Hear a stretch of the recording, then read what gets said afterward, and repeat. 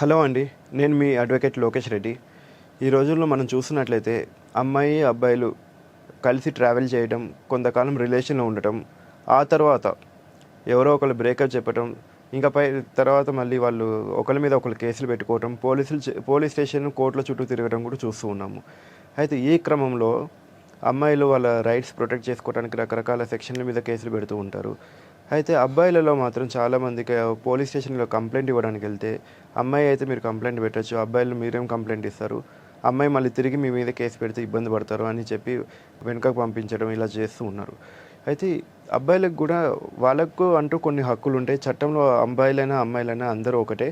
నేను ముఖ్యంగా చెప్పేది ఏంటంటే కొన్ని కేసులు, కొన్ని సెక్షన్స్ అంటే 376 ఇట్లాంటివి ఇవి లేడీస్ మాత్రమే ఫైల్ చేసే సెక్షన్స్. అవి కాకుండా మిగతా సెక్షన్స్ చూసుకున్నట్లయితే 420 కానీ, 406 కానీ, 506 కానీ ఇట్లాంటి చాలా సెక్షన్స్ ఉన్నాయి. వీటిని యూజ్ చేసుకుని మీరు అబ్బాయిలు కూడా అమ్మాయిల మీద కేసులు పెట్టచ్చు. అబ్బాయిలు కూడా వాళ్ళ రైట్స్ని ప్రొటెక్ట్ చేసుకోవచ్చు. అంతేకాకుండా ఒక అమ్మాయి కనుక ఒక అబ్బాయిని ఫైనాన్షియల్గా, ఫిజికల్గా, ఎమోషనల్గా వాడుకుని కొంతకాలం అతనితో ట్రావెల్ చేసి వదిలేసినట్లయితే అబ్బాయి కూడా ఆమె మీద చీటింగ్ కేసు పెట్టొచ్చు.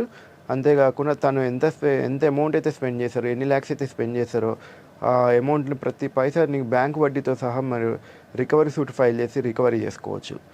కాకపోతే అమ్మాయిల మీద కేసు పెట్టడానికి చాలామంది ఆలోచిస్తూ ఉంటారు అండ్ ఫ్యామిలీలో కూడా సపోర్ట్ చేయరు.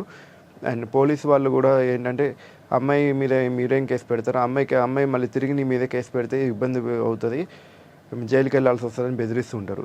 ఇలాంటి కేసెస్లో మీరు ఏం చేయాలంటే దగ్గరలో ఉన్న పోలీస్ స్టేషన్కి వెళ్ళి మీరు కంప్లైంట్ ఇస్తే తీసుకోకపోతే ఇలాంటి కేసెస్లో మీరు మ్యాజిస్ట్రేట్ దగ్గరికి వెళ్ళి ఒక ప్రైవేట్ కంప్లైంట్ ఫైల్ చేసినట్లయితే కోర్టు వాళ్ళకి, పోలీసు వాళ్ళకి డైరెక్షన్ ఇస్తుంది ఎఫ్ఐఆర్ చేయమనేసి. సో మీకు ఎఫ్ఐఆర్ కూడా ఫైల్ అవుతుంది. ఒక్కసారి వన్స్ ఎఫ్ఐఆర్ ఫైల్ అయిన తర్వాత ఆ ఎఫ్ఐఆర్ని ప్రైమా ఫేస్గా పెట్టుకుని ఎఫ్ఐఆర్ని మీరు ఒక లిస్ట్ ఆఫ్ డాక్యుమెంట్స్లో పెట్టుకుని మీరు ఖచ్చితంగా రికవరీ సూట్ వేసుకుని మీ అమౌంట్ కూడా మీరు రికవరీ చేసుకోవచ్చు.